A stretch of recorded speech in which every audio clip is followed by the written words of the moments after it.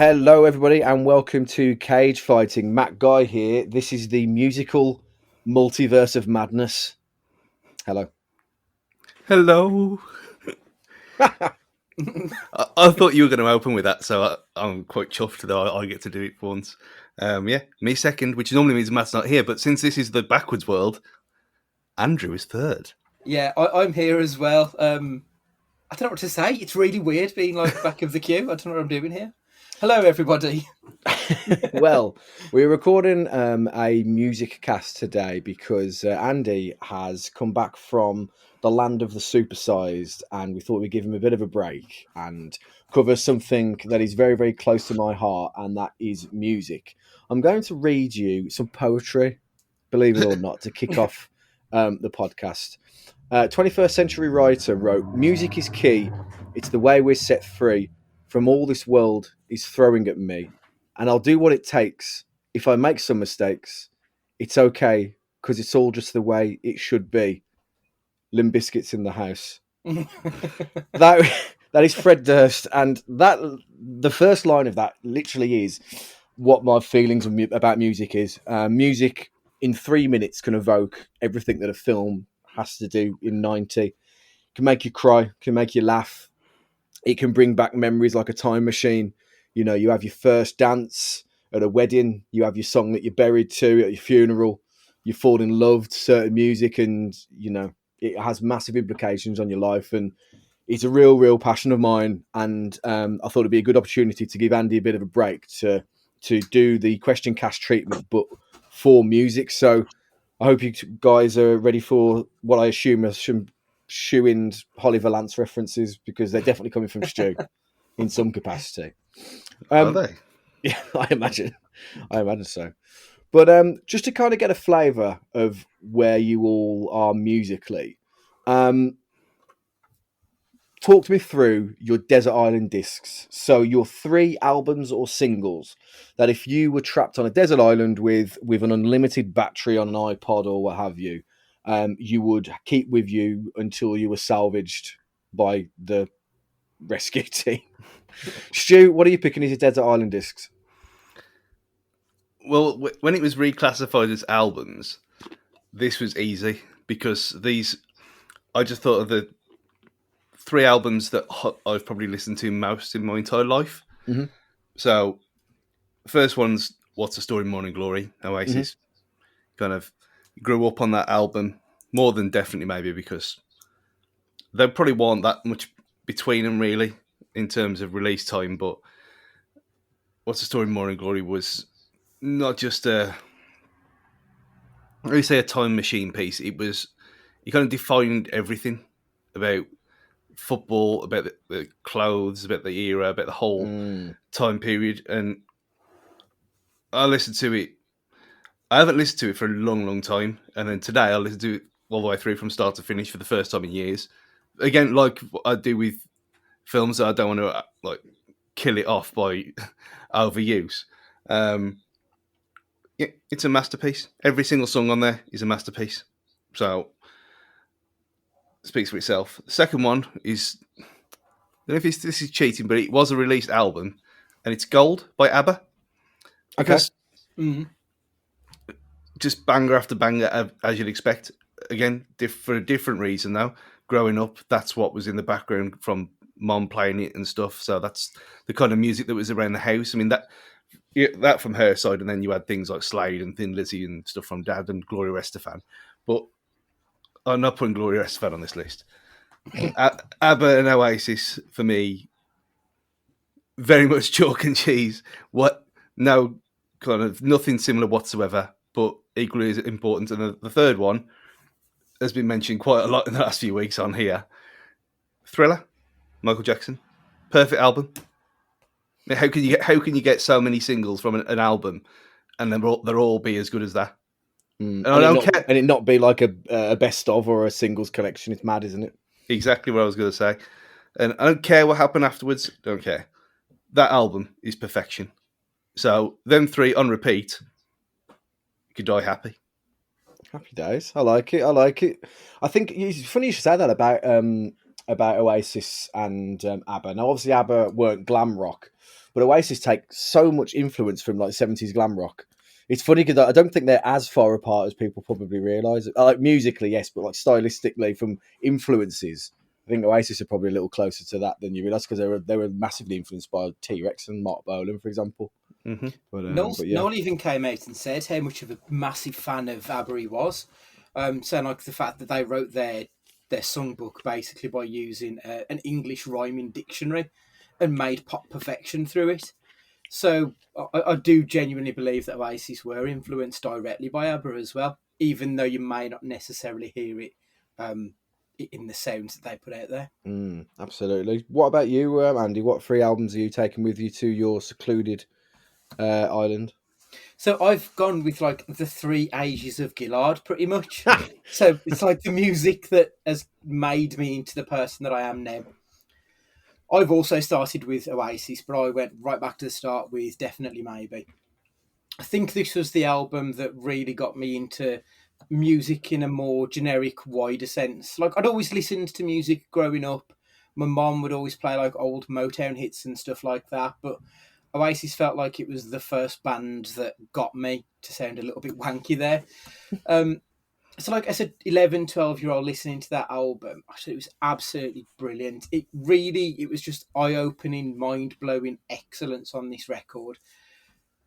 And I think the first album, I think I'd got What's the Story first, but I really wanted Whatever. And so I went and bought Definitely Maybe. And then it turns out that Whatever was just a standalone EP.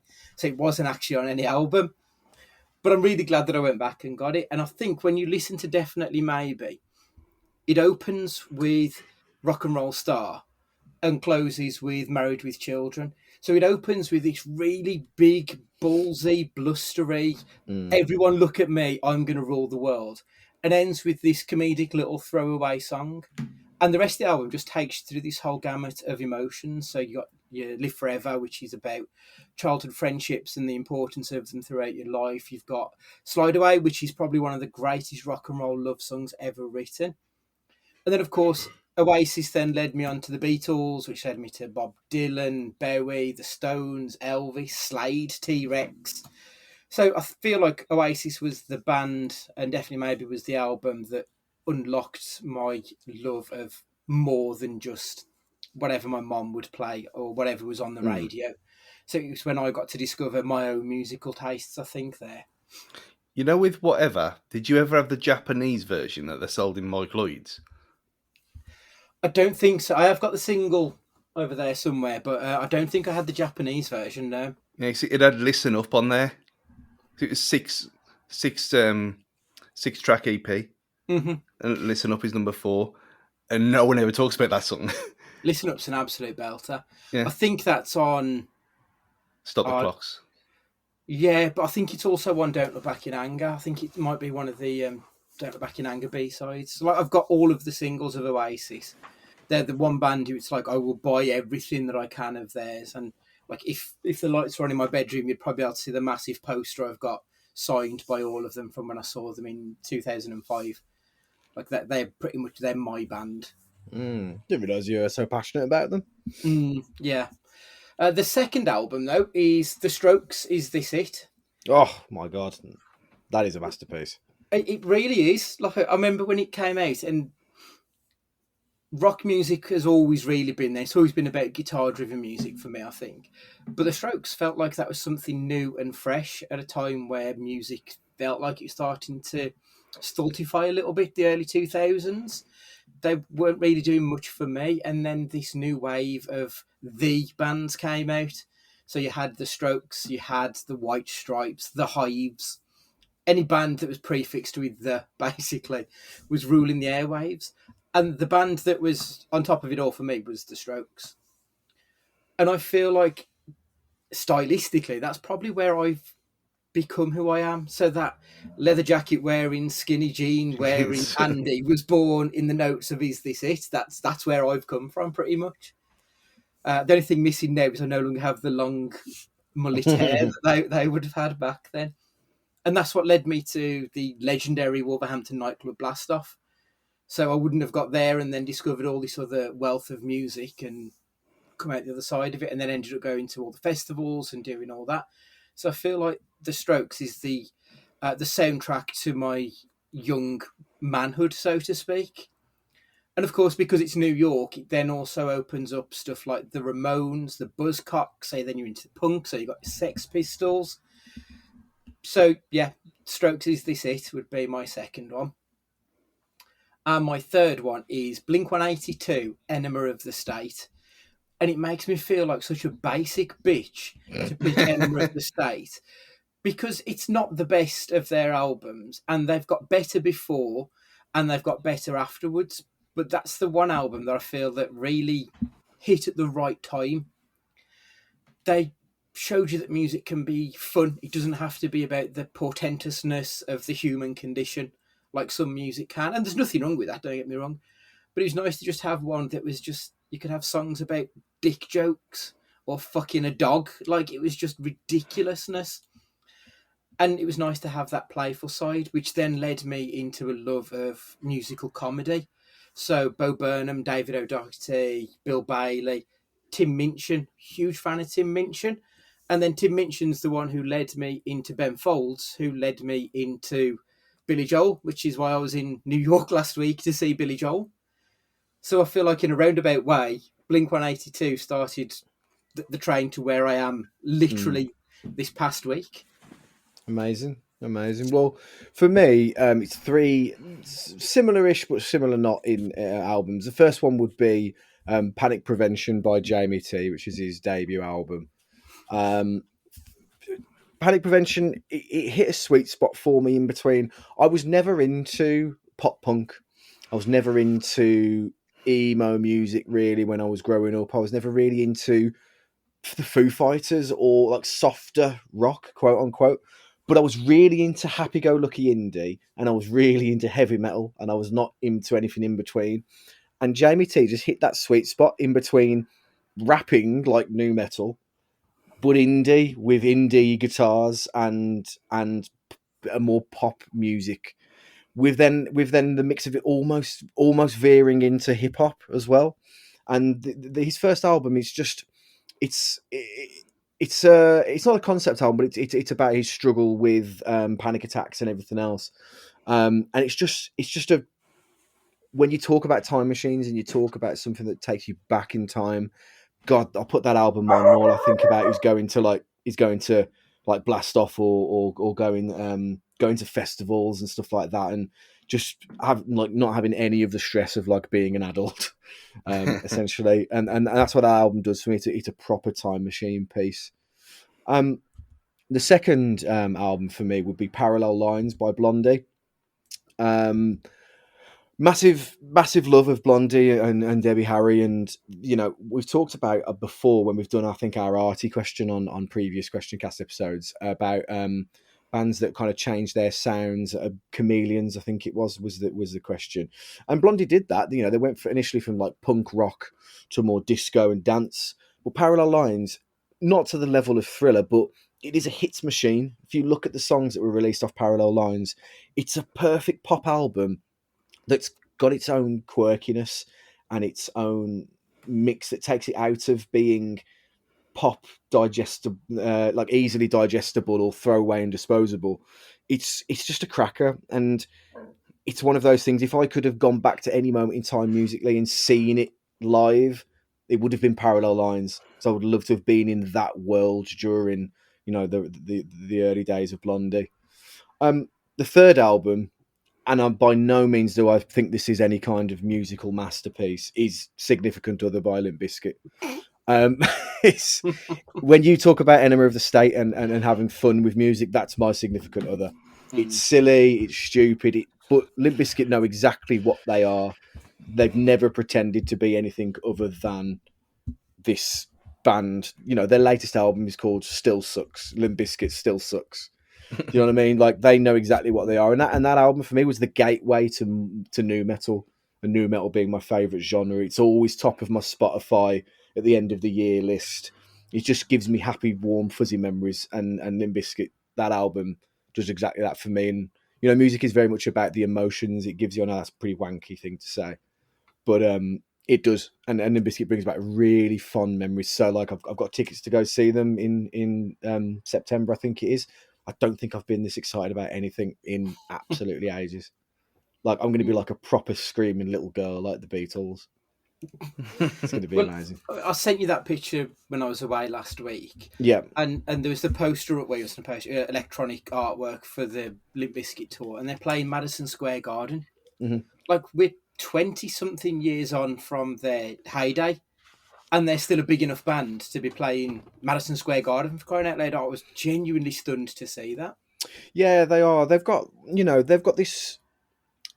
They've got the nostalgia market absolutely like locked down, to be fair. And when they play their live performances, they they know exactly what they're giving. They're incredibly professional giving a product, essentially, because people just want to have a party time when they go see them. And I think they don't take themselves that seriously at all. I know that like there's the Woodstock documentary about how it all went to shit when the Biscuit played, literally with like the huge toilet in the background. Limp Bizkit have always been ridiculed, but they just take it on the chin. Like that's their bag. Do you know what I mean? So yeah. Well, thank you for that little warm up, gentlemen. Slightly more serious note now. I've got a bit of a hot take. First of all, before we go into any fan questions, I want to know: should politics and music mix? I've read a few articles over the last few weeks where people have said that politics and music, the two should not meet. Music should be a gateway to the soul, not a gateway to problems in the world, so to speak. But others would argue that actually music is such a universal medium that it might be the only way some political things are ever going to get discussed if it's in that forum, because I don't want to generalize, but the youth of today aren't watching the news or reading the papers, they're listening to music. Where do you guys stand on this? And did you think politics and music have a place to coexist, or do you think that the two should be separate entities? I absolutely do think it's the right of the musician to tell the story that they feel is most apropos. I've already mentioned Bob Dylan once, and he really, before he got into the politics of the time, he was a fine musician, but once he started talking about more than just love and what have you, that's when he became a superstar. That's when he started to move on from just being another musician in Greenwich Village at the time. And as you say, like, some people don't necessarily watch movies or watch TV, but they will listen to music. And there is more than just one particular type of thing when it comes to music. It isn't just a case of every song just doesn't have to be about the human condition. It can be about how shit the world is. Throughout history, we've had songs which have been anti-war protests, and that ties into it as well. That ties into the politics. So I think if you've got a message, you've got every right to tell the world what you think. Whether or not I agree with that person's politics or not is irrelevant. But I think as an artist, you should put your soul out there and tell the people what your story is. Yeah, I think that's fair. Stu, would you agree in that sense, or do you think this is the ramblings of people like Alice Cooper, who, their whole shtick is very much about the obscene and stage presence, and politics doesn't really play a part in what he does, but that shouldn't be generalistic for everybody, or should it? What do you think? I think it's just the case of with everything of my whole mantra of life, just do what you want. And there's so many things that, like Andy said, about war songs and protest songs. I mean, one of the best Christmas songs ever is bracketed "War Is Over" by John Lennon. So, I mean, what more do you want? You got things like singing "Looking for Freedom" on the Fall of the Berlin Wall by David Hasselhoff. Iconic moments. Yeah. But it's the same, like with people always say with music and songwriting as well. You sing about what you know, and if you know politics and you've got a point to prove and you want to say something, then do it. It doesn't mean everyone has to, but if it's important to you and you don't like Mondays, then write it down and then sing about it. So I'm all for it. If you feel strongly about anything, just do it. Yeah, I agree with you. I think sometimes it has been in the past been used as an easy way to boost a public image at times. I think there have been certain artists that have used the politics of current events to kind of make their public image seem maybe a bit more righteous.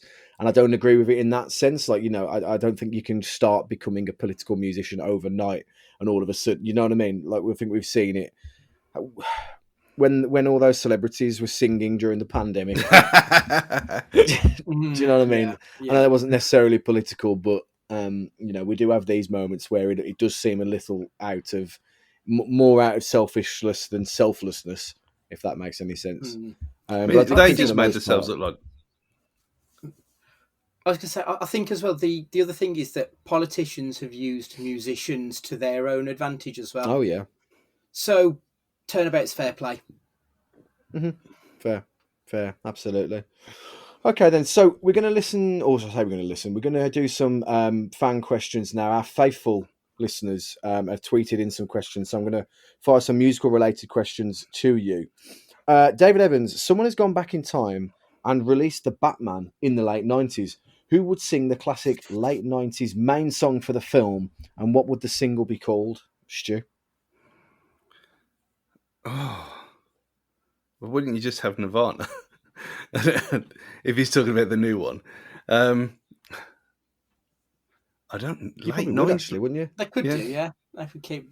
I mean, I suppose you could have the Foo Fighters, who would have been a newish band at the time. Yeah, late 90s. Could have had Weezer.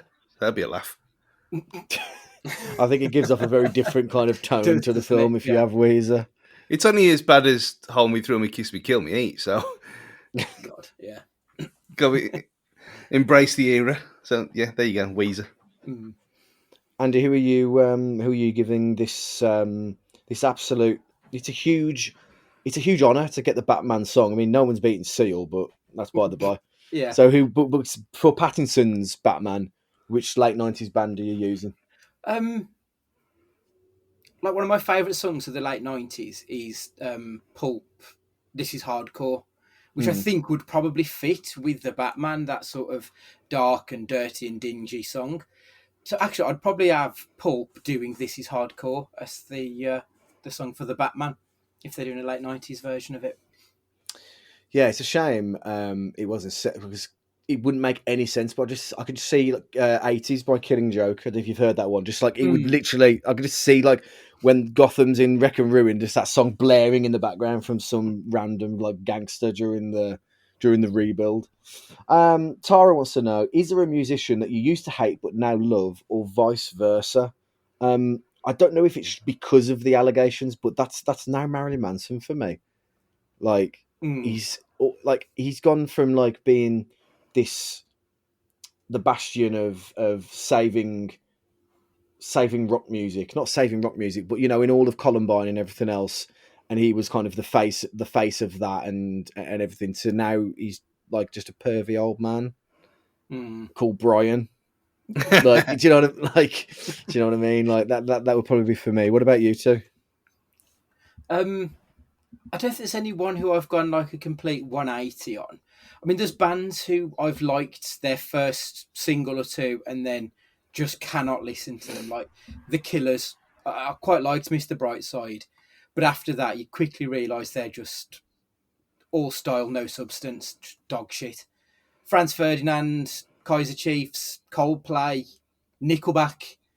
Like, I liked their first singles and then just nothing else that they did after that. Sure.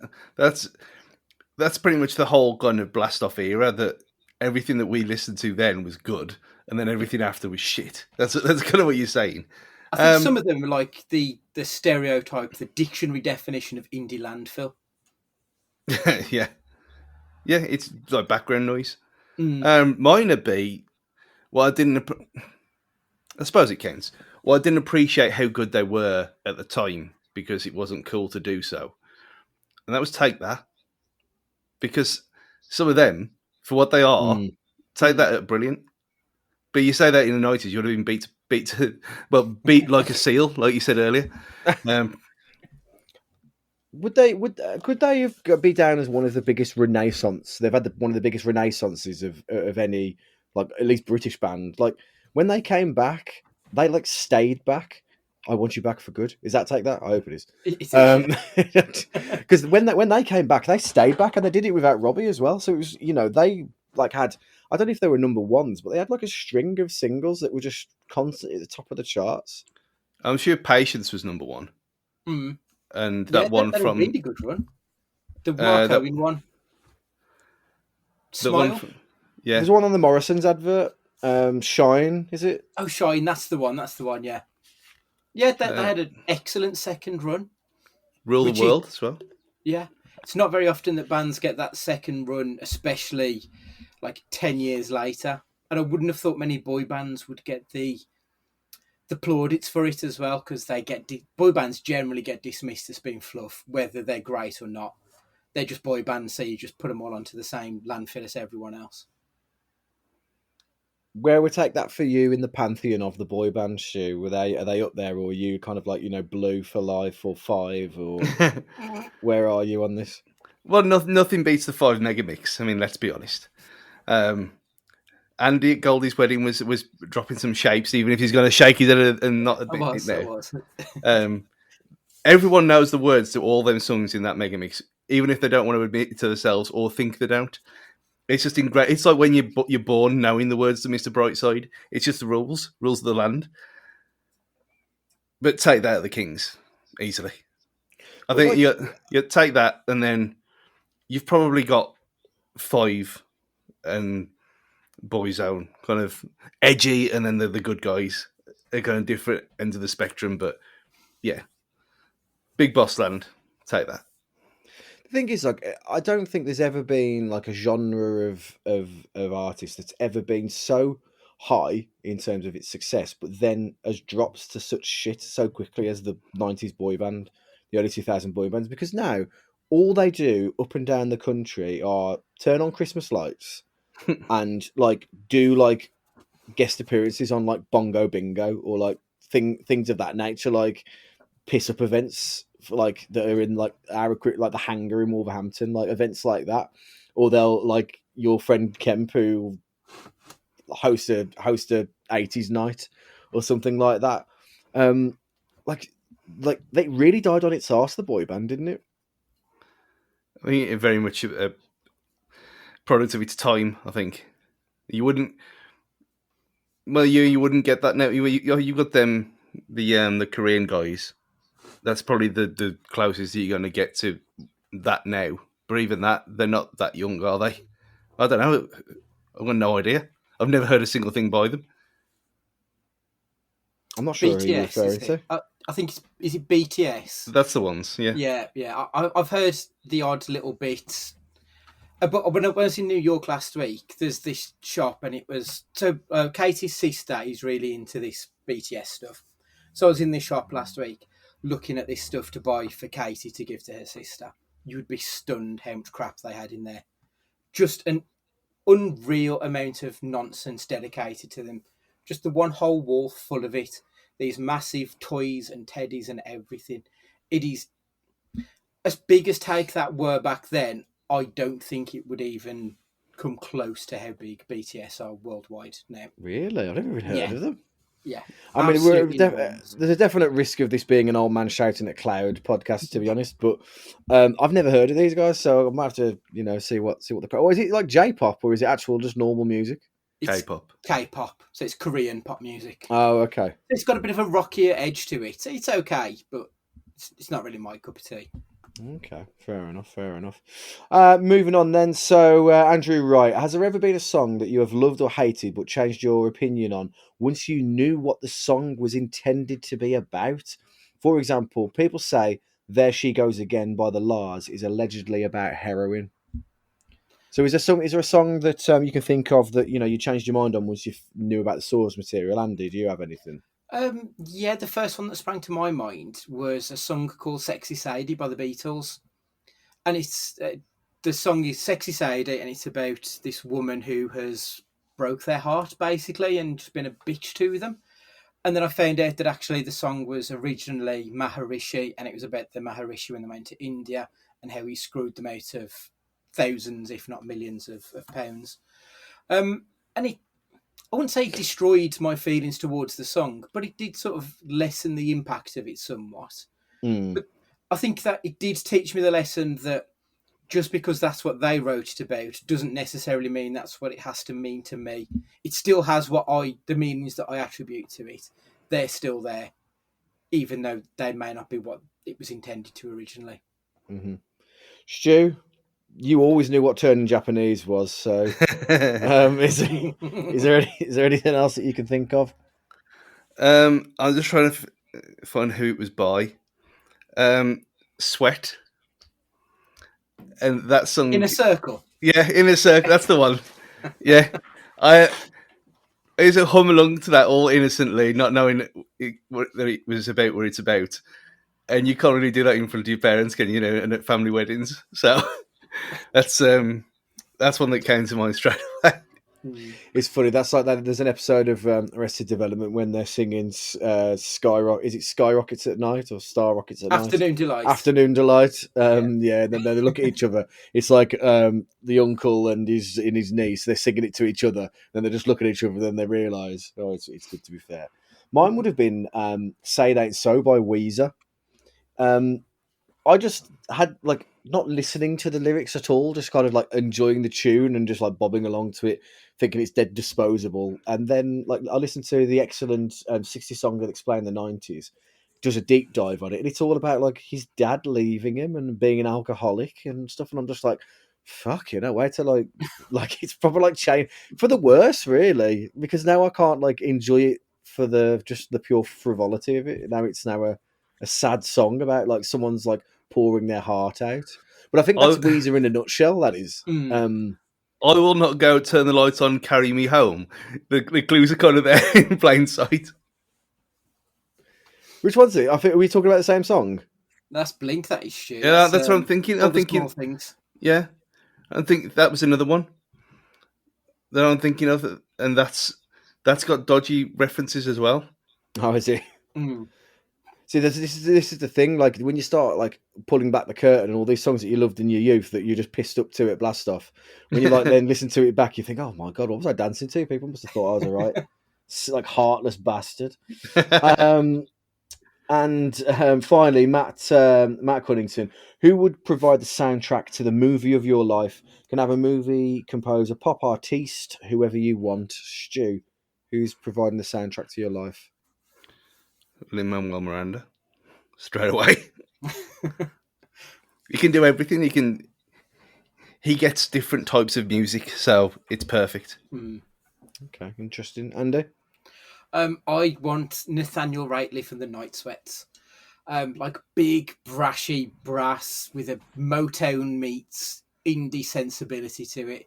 It's really fucking great, Nathaniel Rateliff is. And I don't think many people know who he is, but you'd probably recognise Son of a Bitch, if anything else. I just want the image of me walking down the street to Son of a Bitch playing as I'm striding along.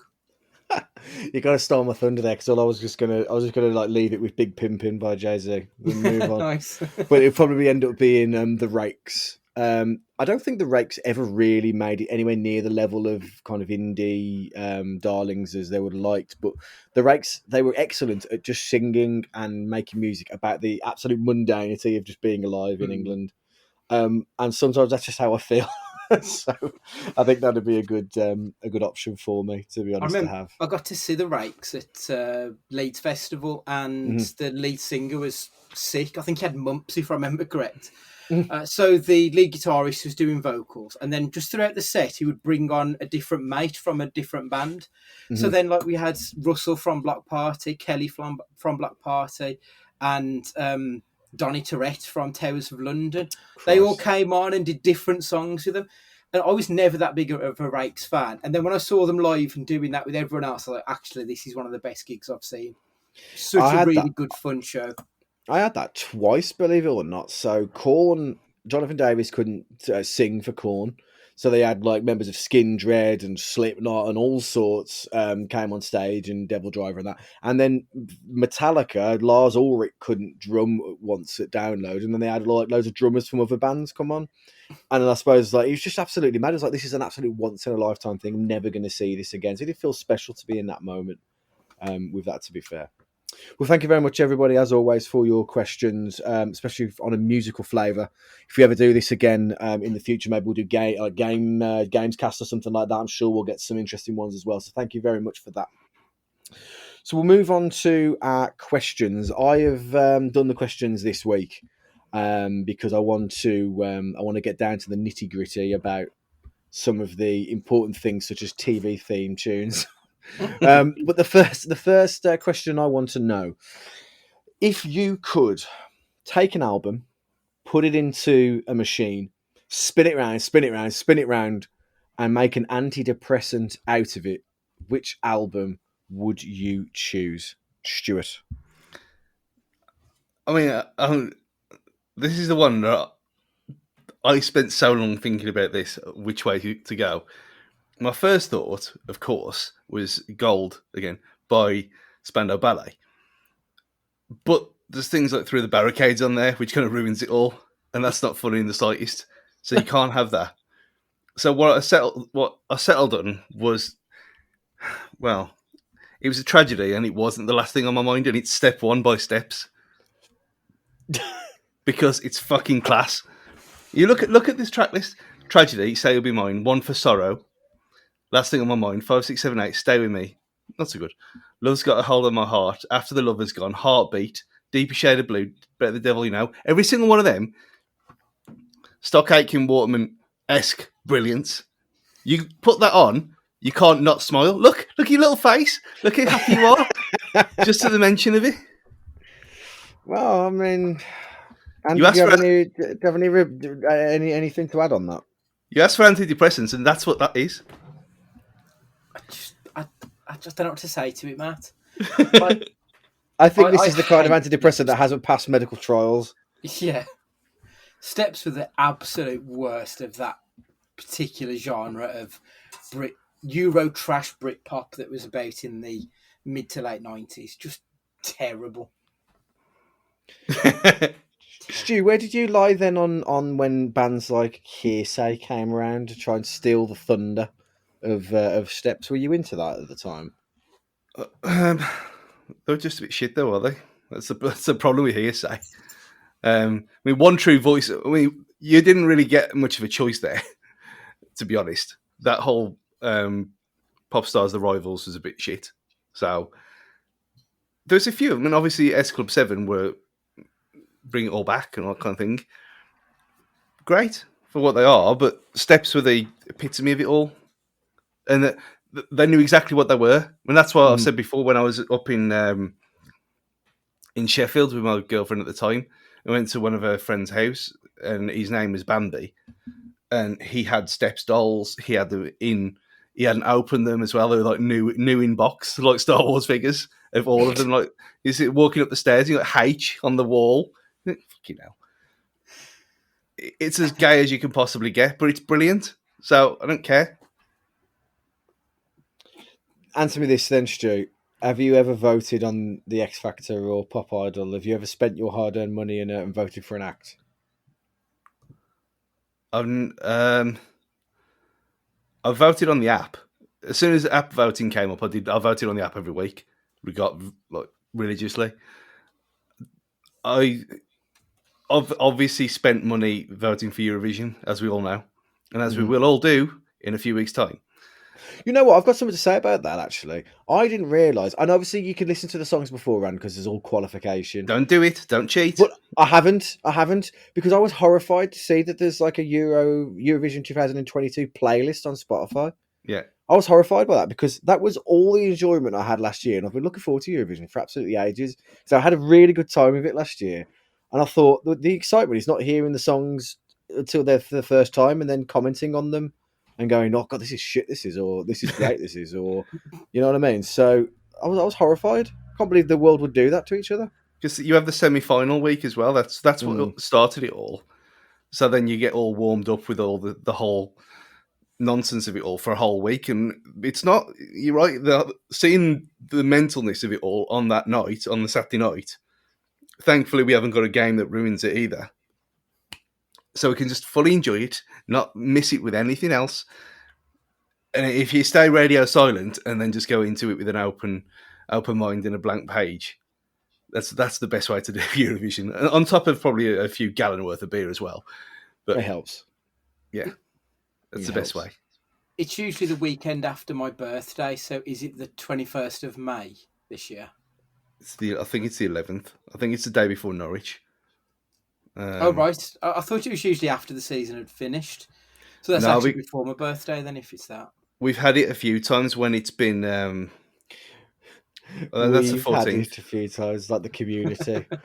Yeah, the Eurovision community. We had it the once when it was on Dean's birthday, and he had a party up the rugby club, and so I'd recorded it on my Sky Plus, and we all came back to mine, not knowing the result, and watched it as live. And there was about 8 of us in my bedroom. Dean with a German girlfriend at the time as well, which is even more funny.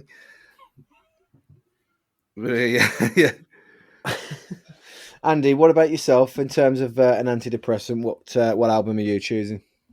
Mine is definitely not Steps. I'm going with the Cribs, the New Fellas. I love the Cribs. Cribs are just fucking such an incredible band. I've seen them more times than I've seen any other band. I think I've seen them 9 times at time of recording, so I do need to get my 10th in there. And the New Fellas has just got like proper feel good song after feel good song. It's the kind of album where if you put it on in the car, like your foot hits the metal. Nice. And you go up to 30 miles an hour and no more because that's the legal limit. But it starts with Hey Scenesters, then you've got songs like Martel, Mirror Kissers, We Can No Longer Cheat You, The Wrong Way to Be. They're all anthemic. You've got your bottle of Jack cider in your hand, Pistis and Newt, singing along to it. And that's exactly the kind of music you want, just to put a smile on your face for me. Something anthemic that you can belt out even though you can't sing for shit. But you can all join in with that. And that's what the Cribs are, even though they can sing. But they do. Every time I've seen them live, they've always engendered this feeling of community within the gig. Everyone's always been really friendly and happy and everything. And to hear it on record, they always make me smile purely because it's got all these other memories attached to them as well. So yeah, the New Fellas, I think it's an absolute belter of an album. I think it's definitely all killer, no filler. I don't think there's a bad song on that album. Nice. For me, it would be the third album by Swedish sensations, The Hives. So Tyrannosaurus Hives.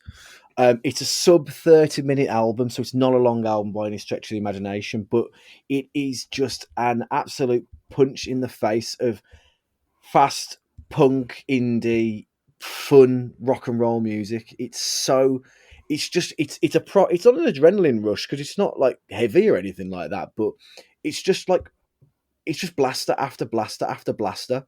It's a fantastic album. It's poppier than their earlier stuff, and it was their first album on a major label, and I think you can tell that it is a little bit more refined, and it's a little bit more on the poppier side, which is absolutely nothing wrong with. But it had Walk Idiot Walk on it. It had Two Time in Touch and Broken Bones on it. It's just an absolutely fantastic album. But when I need a quick fix, that's what I go to, like musically. If I've got I just need a little bit of a pick me up and I want to just potter around or do something like that, this is the album I put on. Funny story, the Hives are one of those bands, I think if you've seen them, you almost immediately agree they're one of the best live bands you're going to see. That's really entertaining. I was in the queue outside of the Civic where they were playing, and just chatting to one of the people in the queue, and the guy said to me, I wonder if Pele will come out. And I was like, why on earth would Brazilian footballing icon Pele be here? Not realizing that the lead singer was called Pele, completely slipped my mind. And it just went silent, like I'd walked into the wall pack. Like everyone in the crowd just turned around and looked at me as if I was like this absolute idiot. And I was just like, oh man, I wish the ground would absolutely eat me up. It was proper embarrassing. I was probably at the same gig as yourself, Matt. I'd got tickets and I really wasn't bothered about going. I tried my hardest for someone to buy this ticket off me. No one would. So, fuck it, let's go then. And as you say, that it ended up being one of the best gigs I've ever been to because they put on such a great live show. And he has got the spirit of a Mick Jagger in him, the way he struts about the stage and owns it. It ended up being one of the best shows I've seen, and I'm so glad that I didn't miss it now. But up until like 5 minutes before the show started, I was determined for someone else to take the ticket off me. Thing is, it's not lights and fireworks or anything. It's purely like them in their two-tone suits and him at the front, just being him. I remember that they played. I saw them instead of seeing. I'm sorry if Adam Price listens to this. I saw them instead of seeing Iron Maiden at a festival once because they were headlining another stage, and they were just so larger than life, and they were basically like getting the crowd basically to be like fuck Iron Maiden kind of thing. And I don't think they mean it because they're I think they're like just like super professionals in the business. But yeah, they were amazing, to be fair. So the next question I want to ask, I want you to tell me the best TV show themes from the following decades: the 80s, 90s, the noughties, and the tens. Is that a thing? Do we call it the tens? And then if we have any for the for what the little amount of the 20s that we have, you could throw them in also. So Stu, run me through your list of the favourite TV theme songs from those decades. I mean, I've got a couple for some of them. So if you're going to cheat, but 80s was going through everything that I love. So, and it was almost just putting it into a random number generator and assigning them numbers and just doing it that way.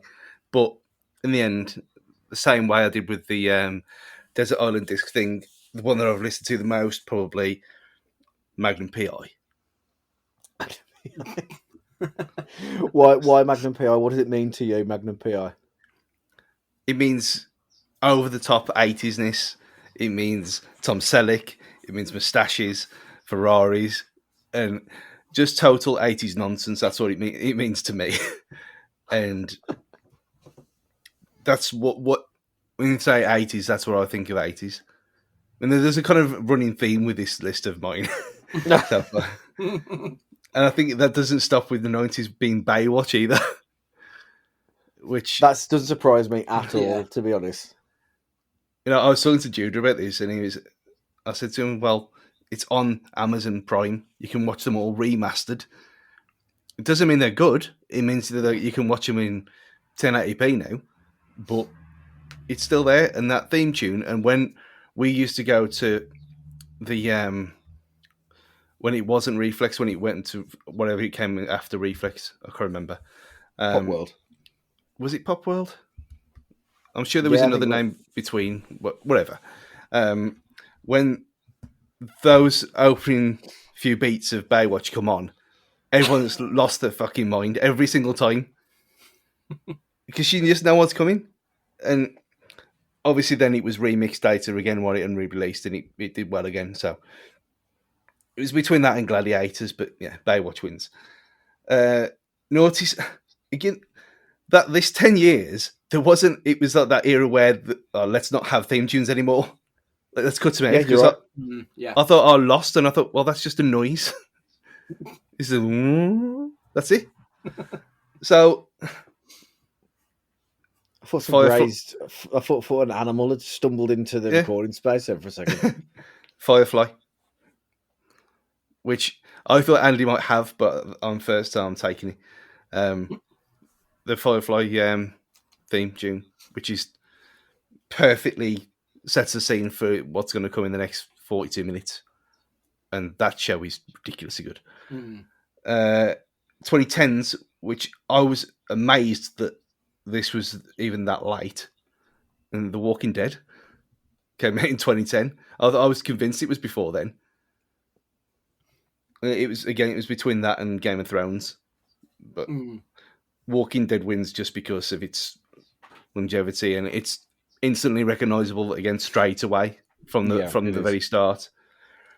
And you fiend, doubting that we had anything in the 2020s at all, possibly the best song on this entire list, and that is obviously Peacemaker. Yes, I thought, yeah. I should have known better than that, shouldn't I? Yeah. The greatest theme tune in TV of all time. Of all time? That's you know what? Since being in your car, Andy, I assume this is on Peacemaker. I've not stopped listening to Wigwam. Yeah, it's Wigwam who do the theme Oh, is tune it? for it. Yeah, yeah. It's Do you want to taste it? Oh, is that the theme tune? That's the theme tune. Oh, wow. Yeah, it might be then in that case, because Yeah, that is a proper tune as belter. well. Yeah. Yeah, it is really good. Yeah, I might have to agree with you there. To be fair, Mm. Andy, do you want to talk me through your decades? Yeah, I'm going to go from now backwards. I've actually gone back to the 60s with mine rather than 80s because I've just written it down to the 60s for some reason. The 20s, yes, it's Peacemaker. If you don't know the song, search for it on YouTube and tell us we're wrong. It is the best theme tune, and it's got the best video accompanying it. Mm. Seeing our good friend John Cena doing that dance is just excellent. For the 10s, I've gone with Big Mouth, which is the Charles Bradley cover of Changes. There's a really good video on YouTube of Charles Bradley talking about why he covered Changes, and it's to do with the death of his mother. And just hearing him talk about his mom and then go into singing this song is absolutely incredible. Like you see him properly belting it out, fighting back tears, trying to sing this song. And when you combine it with the show Big Mouth, which is obviously about them going through puberty and becoming adults, it's fantastic. Just the melding of the two, and of course, with it being a Black Sabbath cover as well, it's a little bit weird that that's the choice. But yeah, so that one. For the noughties, I've got the Community theme tune by the 88s. I can't remember the name of the song, but it's this really sort of happy-go-lucky sounding song that is actually about suicide. So it's just completely 180s it. Great song. For the 90s, I've gone with the Fresh Prince of Bel-Air because, of course, I have. You had to. Yeah, there's no other choice. For the 80s, I've gone with 1987's DuckTales, Oh. which is probably only second to the Peacemaker soundtrack in the greatest of all time. Even like the remake of it from 2017 is a really good version of it, to be fair. And then for the 70s, I've gone with the Muppets, and the 60s, I've gone with Sesame Street. And both of those songs have endured the test of time. I mean, Sesame Street is still going, and it's still that same song. It's fantastic. Happy days, an eclectic mix, but I like it. And I like it. If we go in 60s, you can't not have Thunderbirds.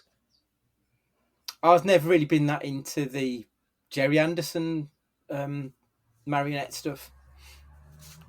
It doesn't I was have adamant that if you were going that far back, you'd have gone Happy Days. Happy Days is good. I mean, that was on, I think it was 74, the first Happy Days. That was on the list, but I had to narrow it down to one, and the Muppets just edges it for me. Fair enough. Fair enough. I feel like I haven't taken this list as seriously as you do. So maybe I should have read the room a little bit more. I'll too go back, but I just went from the 10s. So I had The Walking Dead initially, but then I also, and I'm actually wondering, have I made a boo boo here? But I've gone Stranger Things. Yeah, it does. Late 2010s. Mm-hmm. Yeah, that's fine. Yeah, Stranger Things. It was like obviously it's massively 80s inspired. And everything that goes with the electronica of the 80s. But it is a baller of a song. It feels like it's been absolutely forever since Stranger Things has been on our screens. Can't wait for that to come back. The 2000s, mainly probably because it's my favourite TV show of all time. It's called Flagpole Sitter by the Harvey Ganders, I think it is, or Harvey Danders, I think. It's basically the Peep Show tune. The bizarre thing was I listened to it on the way home, and after the bit that it all gets a bit placebo for like a few bars, and then it kicks back in again to the bit that and I was like, I didn't quite swerve the car off the road, but like it was like, oh my god, this is horrendous. And now we're back again.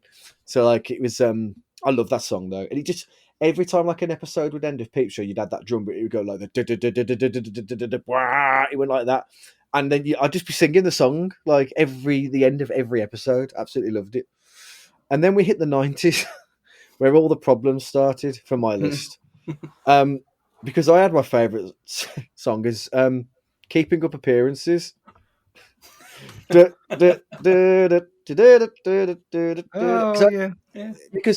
I thought it's not the best song musically, but it's perfect for the show's substance. for this woman that calls herself Bouquet instead of Bucket, and like she thinks she's dead posh, and that's exactly what this music like had that kind of vibe about it. I also had Father Ted, which did exactly the same. It was this very like whimsical like piece of music that just kind of shows the mundanity of like priest life on Craggy Island. Isn't that a cover of Divine Comedy? Yeah, Divine Comedy Isn't it? did a Yeah. couple of things. They did like My Lovely Horse for the Eurovision episode of Father Ted, which I might have to watch soon. And finally, for the 90s, also the Shooting Stars music at the start, which was obviously accompanied by them singing. And then for the 80s, I struggled with the 80s a little bit because I didn't want to go down the American route. I wanted to kind of keep it at home. So I ended up with Blackadder Series 2. And I also then went with Red Dwarf, the Red Dwarf theme. It just, again, another time machine thing. It just reminds me of a Friday night going around to my dad's to watch, and I can just hear the music just properly like in the back of my mind. But yeah, Red Dwarf. But I listened to like a 5-minute version, like the proper full length version, and it's terrible until the woman starts singing. Like it's literally terrible until she starts. Go on, Stu. I was just going to say that there's a Keeping Up Appearances podcast where they review each episode every week. Oh my god! When are we going to get the collaboration? Can you reach out to them, Stu? Can you set that as an action on the back of this podcast? I could ask. Oh man, I do. It has to happen. It's not an if; it's a must. I haven't seen that for a long, long time. I assume it has aged horrendously. Like I imagine it's absolute hot garbage, as the kids would say now. But well, Scott. The last time I thought about it was when Scott came out in a vest dressed like Onslow, and he had a hoodie on and he had a vest underneath. You know, well, why didn't you just wear t-shirts and not go both ends of the spectrum? But yeah, it's been a while. I'm presuming it's on BritBox anyway. Well, I was trying to find Shooting Stars the other day. I wanted to watch Shooting Stars from the start, and like I could only find it on YouTube when people have uploaded the episodes in like horrendously bad quality. So I don't know where I'd find Shooting Stars to watch now. I thought about like trying to tweet Bob Mortimer, like and be like, "Listen, I've listened to your audiobook. I need to find out where I can watch Shooting Stars from the start. Can you help me?" I doubt I get a reply. So finally, my final question for you today on Question Cast, the musical edition, MusiCast. Bands who changed their sound for the worse. So can you tell me about a band that has changed their sound so drastically, but you think to yourself, it's just really not hit home for you, so you've really not enjoyed it? Andy? I feel like I'm going to steal your thunder, Matt, because I have a funny feeling we have the same band. And that band is the Kings of Leon. Oh, it's one of two for me, so yeah. Okay, but yeah. Good. I loved the Kings of Leon when they first came out with Youth and Young Manhood, their first album. Yep. Absolute belter, something completely fresh and new for the early 2000s. As I mentioned earlier, we had a lot of the bands came out, and then the Kings of Leon came out with this sound that was this sort of dirty south. It was fresh, it was new, it was a bit grimy, but it felt good to listen to. Loved it. And then they did Aha Shake Heartbreak, which evolved their sound. They added depth and more feeling to it. Still brilliant, still a little bit underground. And then we come to Because of the Times in 2007. Oh. And they get their first number one, which I believe is On Call, I think was the first number one single in the UK. And I went to see them at the NEC. And I don't want to like disparage people, but it was full of people who I don't want to be stuck in a room with there. There was the type of people who've clearly only know On Call, and all of a sudden they're now the world's biggest Kings of Leon fan. And that really soured me towards them, thinking, are these the band that they've become? Because that's not the band I fell in love with. And then they did Only by the Night, the Sex on Fire album. And it became such a big, massive hit that absolutely everybody knows. And then they did Use Somebody as well, which is almost Nickelback-like.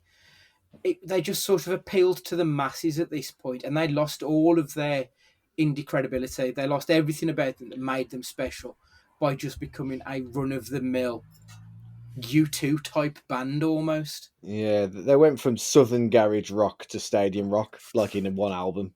Yeah, Um, and it just and lost it. yeah, I can't agree with you more, man. Like you took the words out of my mouth. It was like I think of it as one of my biggest musical regrets that I invested so much time into Kings of Leon because Mm, I love them. I absolutely love them. Like I listened to Youth and Young Manhood only a couple of days ago, and it was bittersweet listening to it because I was like, they let me. It was like kissing Fredo and The Godfather. I loved you. Do you know what I mean? Like, yes, that's what it felt like for me. yeah. Oh man, painful memories. Painful memories. Stu, what about you? You know, when that changed was when you started getting people on X Factor doing covers of Mm, Loose Body Mm, and Sex on Fire, and you think, oh, okay, it's game over now. You can't go back. You can't go back to what yeah. you were. I mean, I don't mind both versions of Kings of Leon. It's fine, but one is not the other, and I can see exactly where you're coming from. Where you can't be completely invested in either one or the other version. It's a bit mm, like when I said a few weeks ago when I went to see Feeder, and their early stuff. It was really like hardcore stuff. Mm, I'd never really listened to that, and then a load of people went mental for that, and then for the rest of the time, the three albums that I knew more of and sang along to, the kind of the jumpers in the. I mean, a mosh pit for a feeder gig is not something you expect, but for that early stuff, it was, and it's like I was thinking, am I the fraud? Are we in the wrong place here? So I can imagine that if you put them the hangers on and took them back to the early stuff, would they cope in that environment? Probably not. They probably wouldn't enjoy it at all. So yeah, it don't bother me. They don't bother me. They're inoffensive to me. Um, I was gonna put Black Rebel Motorcycle Club on mine, just because it changed quite a bit, but mm. it's a bit too niche, even for us. So I've Depeche Mode, Yes, this was part of my research. I saw that these. Talk us through it though. Why? because it was.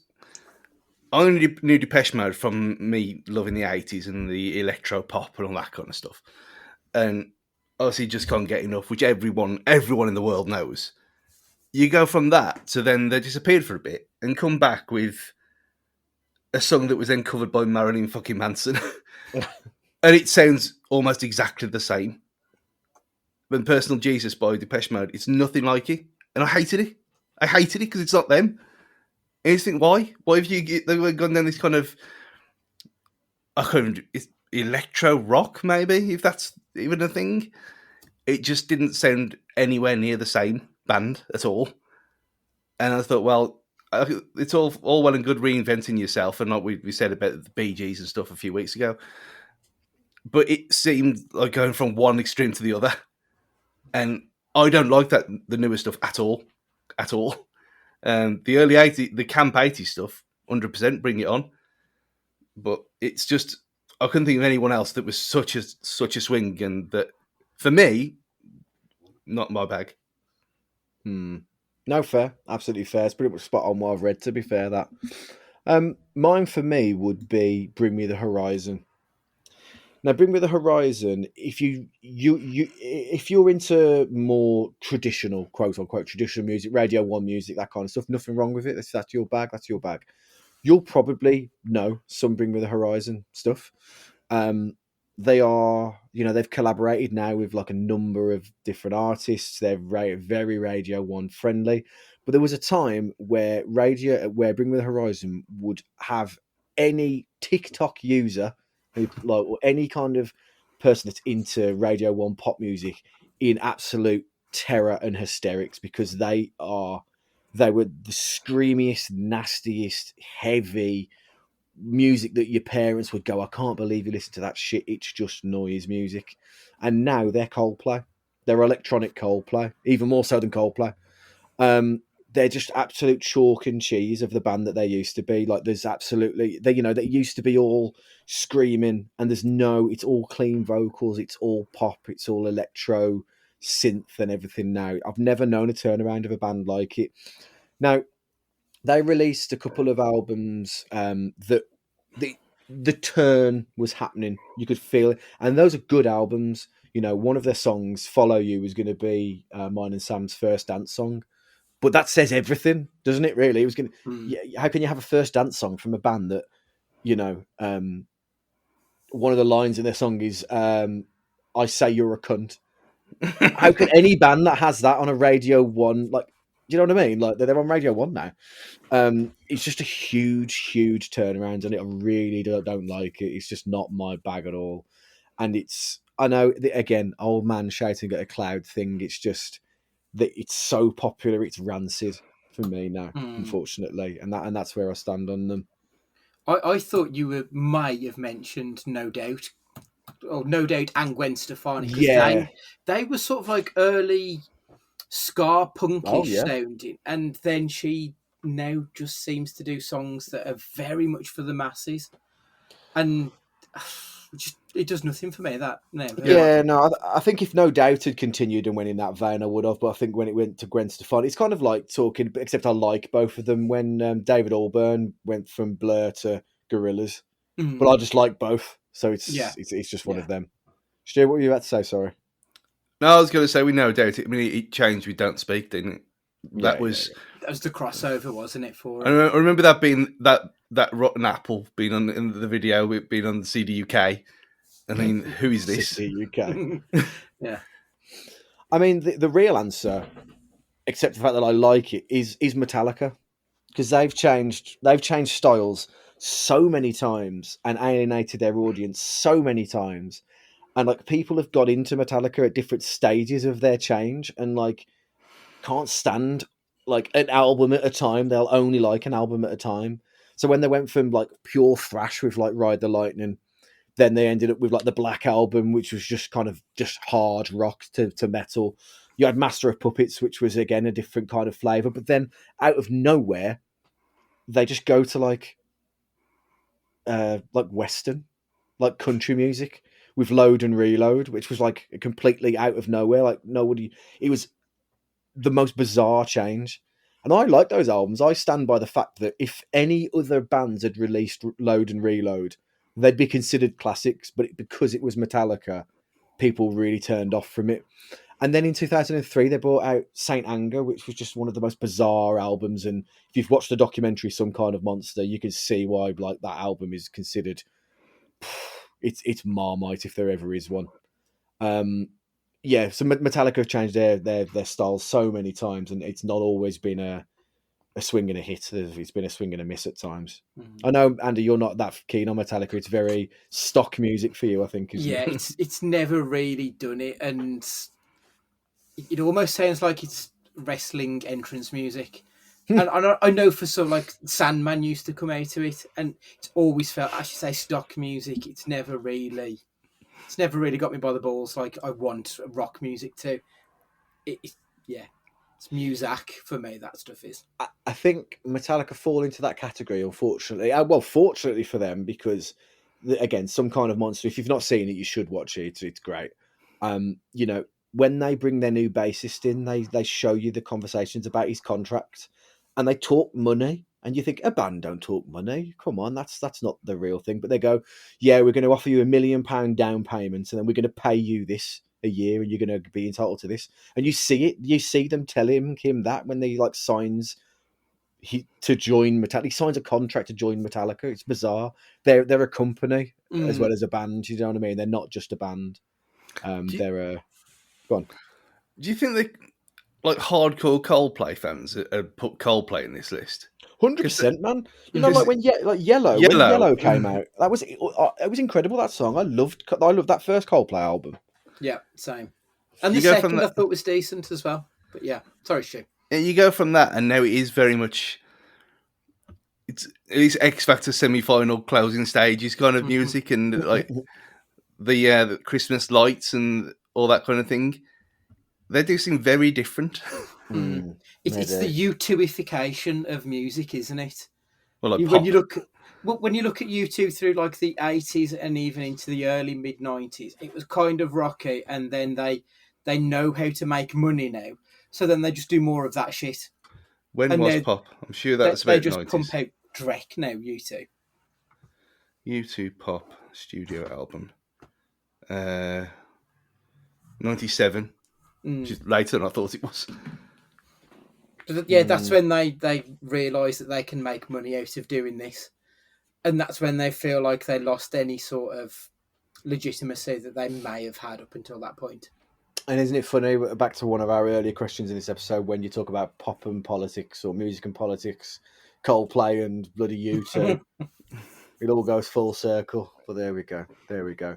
Well, that's those are the questions for MusiCast this week. I hope it's been, for you faithful listeners at home, been a nice change of pace. We will be back to...